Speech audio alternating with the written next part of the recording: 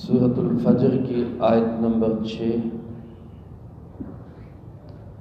الحمدللہ وکفی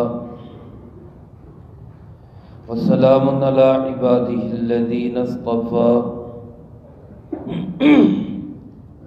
خصوصاً علی سید الرسل وخاتم الانبیاء وعلى آلہ واصحابہ الاتقیاء۔ اما بعد فاعوذ باللہ من الشیطان الرجیم، بسم اللہ الرحمن الرحیم۔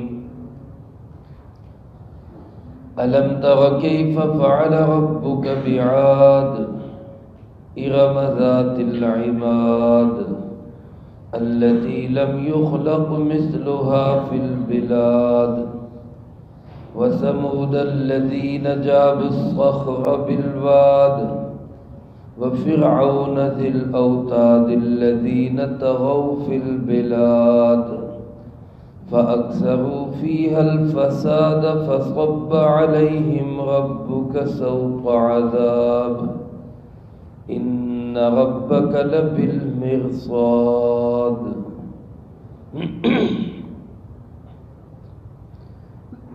ألم تر كيف فعل ربك، کیا تو نے دیکھا نہیں کیسا کیا تیرے پروردگار نے بعاد ارم ذات العماد، اس عاد کے ساتھ جو ارم ہے ستونوں والے، التی لم یخلق مثلها فی البلاد، وہ لوگ کہ جن جیسے شہروں میں پیدا ہی نہیں کیے گئے، وثمود، اور قوم سمود کے ساتھ کیا کیا، الذین جابوا الصخر بالواد، جو وادی کے اندر چٹانوں کو تراشتے تھے، وفرعون، اور اس فرعون کے ساتھ کیا کیا، ذی الاوتاد، جو میخوں والا ہے، الذین طغوا فی البلاد، یہ وہ ہیں کہ جنہوں نے شہروں میں سرکشی کی، فَأَكْثَرُوا فِيهَا الْفَسَادَ، اور ان شہروں میں فساد کو زیادہ مچایا، فَصَبَّ عَلَيْهِمْ رَبُّكَ سَوْطَ عَذَابٍ، پھر ڈال دیا ان پر تیرے پروردگار نے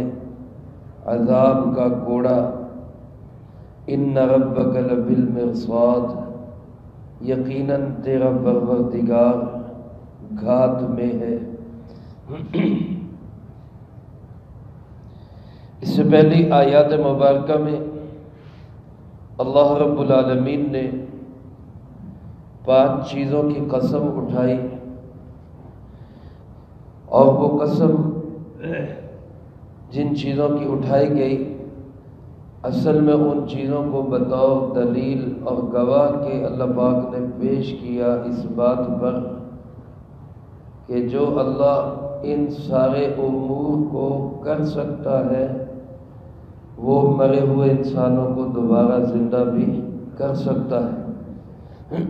اسی عقیدے کو سمجھایا گیا سورۃ الفجر میں بھی، جس طرح کے پارہ اما کی دوسری صورتوں میں زیادہ تر یہی موضوع اور مضمون ہے کہ مرنے کے بعد دوبارہ پھر زندگی ہے، اور اس دنیا کی زندگی میں ہم نے اسی زندگی کی تیاری کرنی۔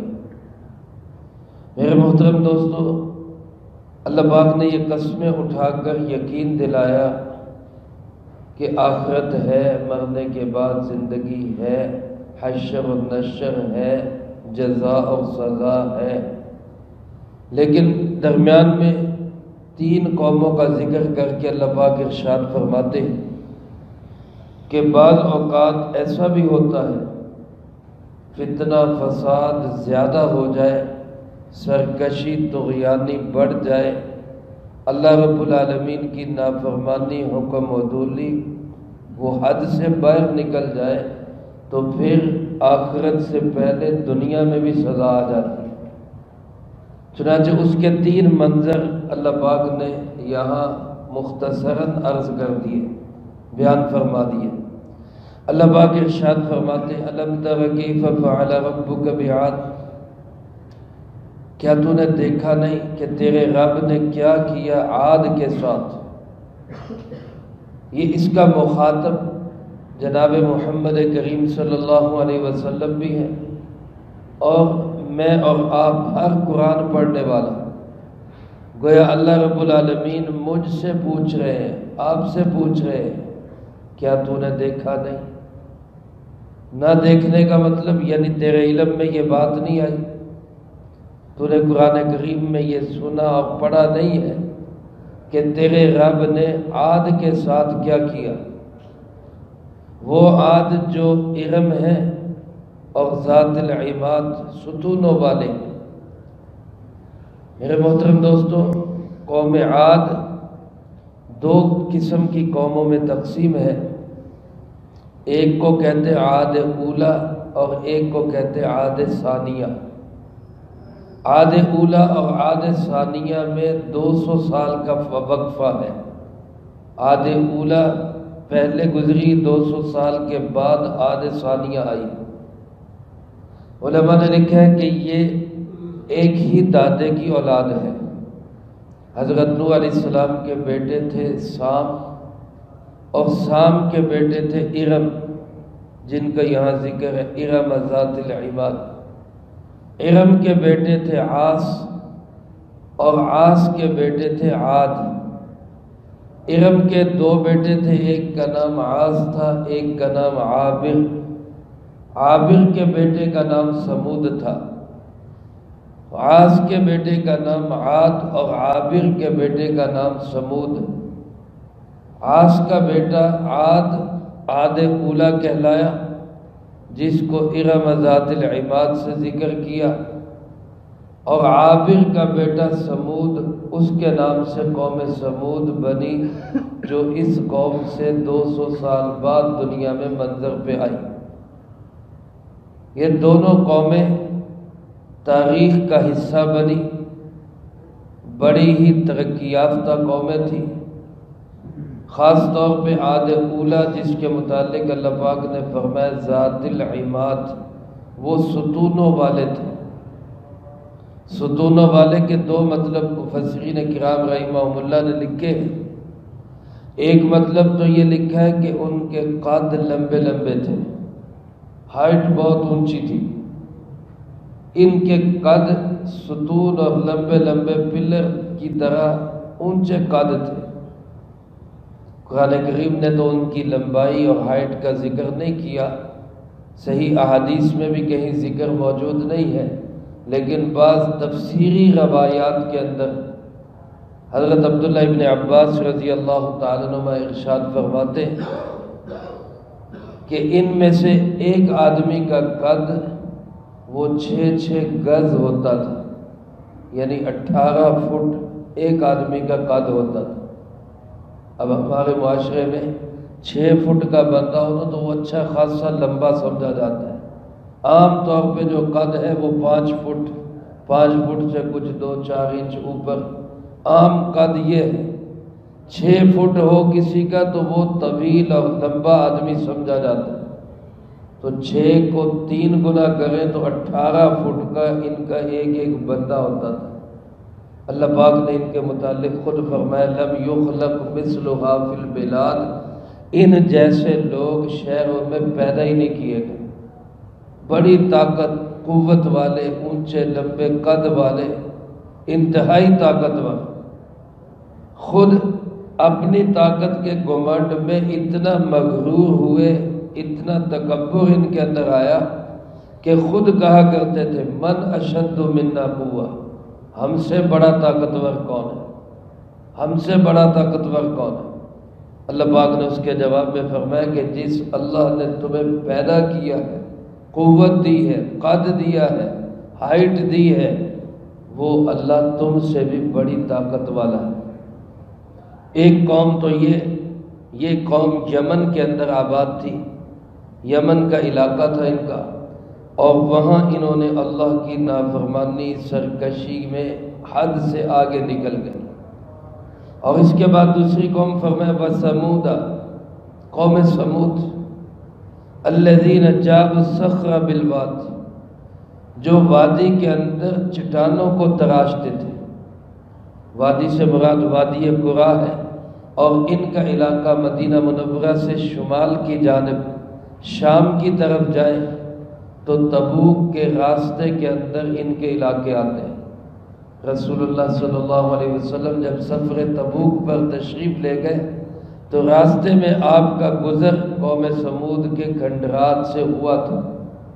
آپ نے وہاں صحابہ کو حکم دیا کہ یہاں کسی نے ٹھہرنا نہیں، یہاں سے جلدی سے چلو، سر ڈھانک کے چلو، جہاں اللہ کا عذاب آیا ہوا ہو وہاں پر ہمیں ٹھہرنے کی ضرورت نہیں، وہ منحوس سی جگہ ہے، بے برکت جگہ ہے۔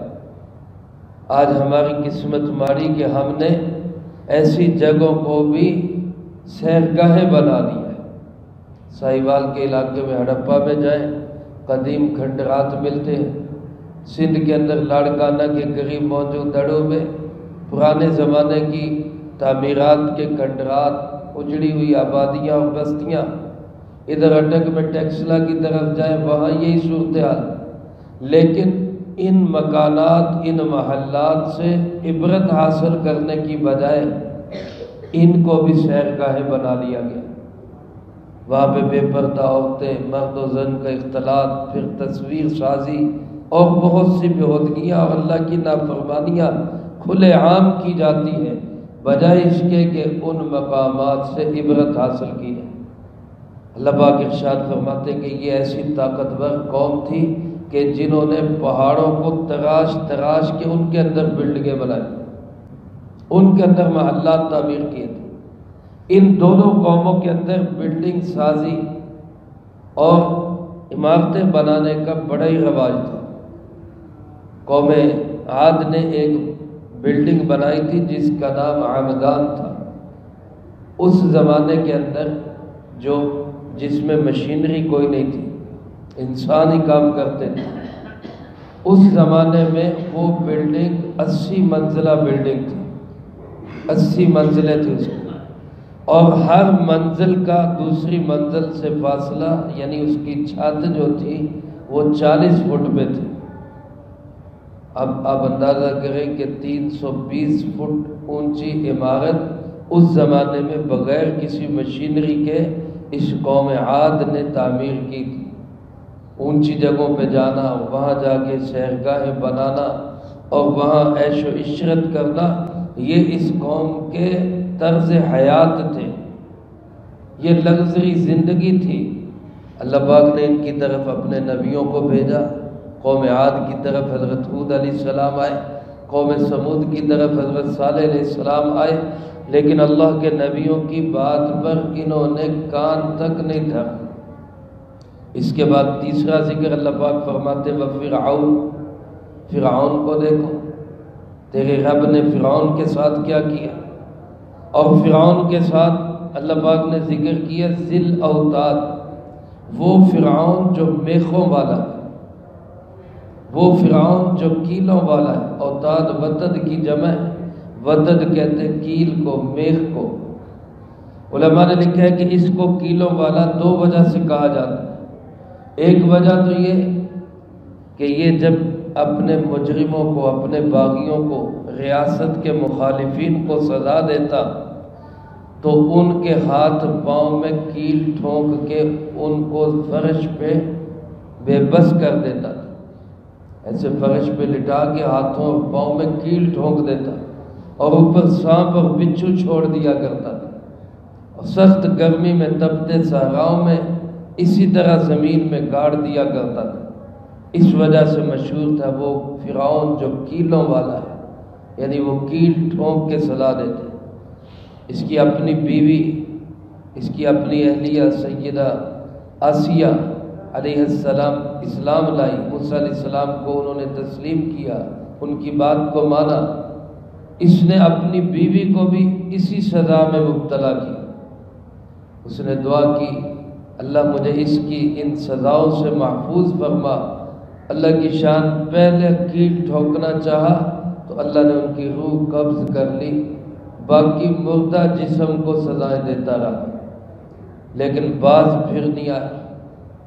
ایک تو اس وجہ سے اس کو ذی الاوتاد کہا جاتا ہے، اور دوسرا علماء نے لکھا ہے کہ اللہ پاک نے اس کو مال و دولت اتنا دیا تھا، اتنا امیر تھا، اتنی فراوانی تھی مال کی کہ اس کے جانور باندھنے کے لیے جو قلعے ٹھوکے جاتے تھے وہ قلعے بھی سونے کے ہوتے تھے، خیمے گاڑنے کے لیے جو کیل ٹھونکے جاتے تھے وہ کیل بھی سونے کے بنے ہوئے ہوتے تھے۔ باقی اس کی دولت کا اندازہ کر لیں کتنی بڑی دولت اس کو اللہ نے دی۔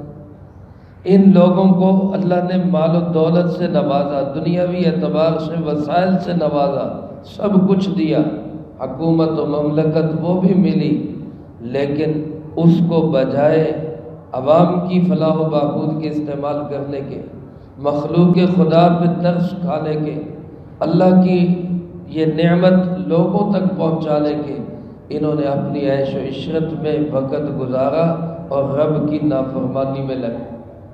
جب انسان عیش و عشرت میں پڑتا ہے تو پھر ایک مقام آتا ہے کہ جہاں عیش و عشرت حلال میں پوری نہیں ہوتی، حلال میں عیاشیاں نہیں ہوتی، پھر حلال سے آگے انسان بڑھتا ہے، حرام کی طرف جاتا ہے، پھر ایک مقام ایسا آتا ہے کہ حرام میں بھی عیاشیاں پوری نہیں ہوتی، پھر ان عیاشیوں کے لیے بندے کو کفر میں جانا پڑتا ہے، پھر یہ عیش و عشرت کے پیچھے دوڑنے والا بالآخر کفر میں جا پڑتا ہے، پھر کفر سے آگے بغاوت میں جا پڑتا ہے۔ اللہ پاک ہم سب کی اس سے حفاظت فرمائے۔ اسی عاد کا بیٹا شداد تھا، شداد جس نے دنیا کے اندر جنت بنانے کی کوشش کی۔ علماء نے لکھا ہے تفسیری روایات کے اندر کہ اسرائیل علیہ السلام سے کسی نے پوچھا کہ دنیا جہان کے انسانوں کی روح قبض کرتے ہو، تمہیں کبھی ترس نہیں آیا، کبھی کسی انسان پہ رحم نہیں آیا؟ تو اسرائیل کہنے لگا کہ 2 موقع ایسے آئے میری زندگی میں کہ جب مجھے روح قبض کرتے ہوئے تھوڑا سا ترس محسوس ہوا، تھوڑا سا رحم آیا۔ ایک موقع فرمایا ایسا تھا کہ ایک بحری جہاز جا رہا تھا، اللہ رب العالمین کا حکم ہوا اس جہاز کو توڑ دو اور سب کی روح قبض کر دو، سارے مسافر ڈبو دیے گئے۔ ایک خاتون اور اس کے ساتھ ایک دودھ پیتا بچہ ایک تختے کے اوپر وہ لہروں پہ بہہ رہے، اب مائی ہے اور اس کا بچہ ہے اور کوئی نہیں ہے۔ مجھے اللہ پاک نے حکم دیا کہ اس عورت کی روح قبض کر لو۔ اب میرے دل میں آیا کہ اس بچے کا کیا بنے گا، سمندر کی لہروں پہ اکیلا، کوئی بھی اس کے ساتھ نہیں، اس کی ماں کی بھی روح قبض کر لوں، یہ بچے کا کون وارث ہوگا، کون اس کو بچائے گا، کون اس کو پالے گا؟ اچھا دوسرا کون سا موقع تھا؟ کہنے لگا دوسرا موقع جب شداد نے اپنی بڑی صلاحیتیں اور بڑا وسائل اور وقت لگا کر جنت تعمیر کی، سونے چاندی کا محل بنایا، بہت عالی شان جنت نما محل بنا کر جب وہ اپنے فیملی سمیت، اپنے اہل و عیال اور لشکر سمیت دیکھنے کے لیے گیا، اس کا ایک قدم دروازے کے اندر ایک باہر اللہ پاک کا حکم ہوا اس کی روح یہیں قبض کر۔ تب تھوڑا سا احساس ہوا کہ اتنی عالی شان بلڈنگ بنا کر دیکھنی بھی نصیب نہیں، اندر داخل ہونا بھی نصیب نہیں ہوا، تو فرمایا گیا اللہ رب العالمین کی طرف سے کہ تمہیں 2 بندوں پہ ترس نہیں آیا بلکہ تمہیں دونوں دفعہ ایک ہی بندے پہ ترس آیا۔ یہ وہی شداد ہے جو تختے پہ ایک بچے کی شکل میں تھا، اللہ نے اس کو پالا پوسا، بڑا کیا، جوان کیا، اور یہ اس حد تک پہنچا کہ رب کا ہی مقابلہ کرنا شروع کر دیا۔ اس لیے میرے عزیز دوستو، اللہ کی اللہ ہی جانتا ہے، اپنی حکمتوں کا وہی وارث ہے۔ اللہ نے ان تینوں قوموں کا ذکر کر کے فرمایا الذین طغوا فی البلاد، انہوں نے شہروں میں بڑی طغیانی کی، بڑی سرکشی مچائی، بڑے ان لوگوں نے فساد برپا کیے، فاکثروا فی الفساد، شہروں میں انہوں نے فساد مچایا۔ یاد رکھیں میرے محترم دوستو، جب زمین پہ اللہ کے حکم کی خلاف ورزی ہوتی ہے تو یہ فساد ہوتا ہے، یہی سب سے بڑا فساد ہوتا ہے۔ اور جب زمین پہ اللہ کے حکم کی پیروی کی جاتی ہے، اللہ کے قانون کو نافذ کیا جاتا ہے، تو یہ سب سے بڑی زمین کی اصلاح ہوتی ہے۔ حدیث میں آتا ہے نا کہ ایک حکم شریعت کا پورا کیا جائے، ایک حکم، ایک قانون شریعت کا نافذ کیا جائے، اس کی وجہ سے زمین پہ اتنی برکتیں آتی ہیں کہ 40 سال وقت پہ بارش ہو اتنی خوشحالی نہیں آتی جتنی شریعت کا ایک حکم پورا کرنے سے خوشحالی آتی۔ آج ہمارے پاکستان کا مسئلہ اور کوئی مسئلہ نہیں ہے، صرف مسئلہ یہ ہے کہ ہم نے قانون الہی سے منہ موڑا، باوجود قانون الہی کو تسلیم کرنے کے۔ جن دوسری قوموں نے ترقیاں کی انہوں نے تو قانون الہی کو مانا ہی نہیں، تسلیم ہی نہیں کیا، وہ اپنے اصولوں پہ چل رہے ہیں، ان اصولوں پہ گامزن ہیں، ٹھیک ہے، آگے بڑھ رہے ہیں۔ ہم قانون الہی کو تسلیم کر کے مان کے پھر اس کو دنیا میں نافذ نہیں کرتے۔ ہماری عدالتوں میں دیکھیں اور ہمارے جو ہے وہ تھانوں کچہریوں میں دیکھیں، ہمارے پارلیمنٹ میں دیکھیں، ہمارے تجارتی مراکز میں دیکھیں، ہر جگہ حکم الہی کی دھجیاں اڑائی جاتی ہیں، اللہ کے قوانین کو توڑا جاتا ہے، اور یہ سب سے بڑا فساد ہے۔ اللہ پاک فرماتے فَأَكْثَرُوا فِيهَا الْفَسَادَ، انہوں نے شہروں کے اندر بڑی کثرت سے فساد مچایا، تو پھر کیا ہوا؟ فرمایا فَصَبَّ عَلَيْهِمْ رَبُّكَ سَوْطَ عَذَابٍ، تیرے پروردگار نے ان کے اوپر عذاب کا کوڑا مار دیا۔ سوط عذاب کو کوڑے سے تشبیہ دی، اور وہ تشبیہ علماء فرماتے کوڑے سے اس لیے دی کہ کوڑا جسم کی ہر جگہ پہ پڑتا ہے۔ اسی طرح اللہ رب العالمین نے جب ان پہ عذاب بھیجا تو ہر طرح سے ان کو اذیت ہوئی، ہر طرح سے ان کو تکلیف پہنچی۔ یہ تین قومیں، کوئی بلڈنگ سازی میں تباہ ہوا، کوئی صنعت و تجارت میں تباہ ہوا، کوئی بادشاہت میں تباہ ہوا، معلوم ہوا سب تباہی کے راستے ہیں، بچنے کا راستہ ایک ہی ہے، اللہ اور اس کے رسول صلی اللہ علیہ وسلم کی اطاعت و فرما برداری۔ اللہ پاک فرماتے یاد رکھو ان ربک لبالمرصاد، یقین رکھو، سمجھ لو، مان لو اس بات کو کہ تمہارا رب انتظار میں ہے۔ علماء نے لکھا یہ جو قسمیں اٹھائی تھی اس کا جواب یہی ہے کہ قسمیں اٹھا کے اللہ پاک فرما رہے تمہارا رب گھات میں ہے۔ مرصاد کسی اونچی جگہ پہ بیٹھ کر انتظار کرنا اور واچ کرنا اور دیکھنا کہ کون کیا کر رہا ہے، اس کو مرصاد کہتے ہیں۔ تمہارا پروردگار گھات میں ہے، انتظار میں ہے، واچ کر رہا ہے، نگرانی کر رہا ہے۔ یاد رکھو فساد مچاؤ گے انجام برا ہوگا، اصلاح کرو گے اپنی بھی، لوگوں کی بھی، زمین کی بھی، تو پھر انجام اچھا ہوگا۔ بس اسی بات کی تنبیہ کے لیے اللہ پاک نے 5 قسمیں اٹھائی۔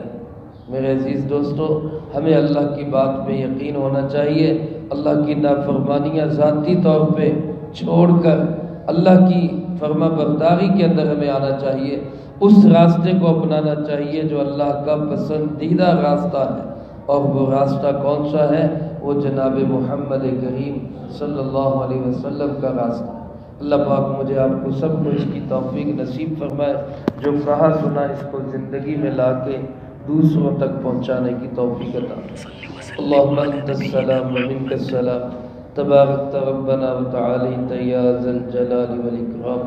اللہم اعنا علی ذکرک و شکرک و حسن عبادتک۔ اللہم احسن عاقبتنا فی الامور كلها واجرنا من خزي الدنيا وعذاب الآخرة۔ اللهم واقية كواقية الوليد، اللهم استر عوراتنا وآمن روعاتنا، اللهم إنا نجعلك في نحورهم ونعوذ بك من شرورهم، اللهم اكفنا بحلالك عن حرامك وأغننا بفضلك عمن سواك، اللهم اكفنا كل مهم من حيث شئت ومن أين شئت. رب اغفر وارحم وأنت خير الراحمين. رب ارحمهما كما ربياني صغيرا. اللهم ربنا تقبل منا إنك أنت السميع العليم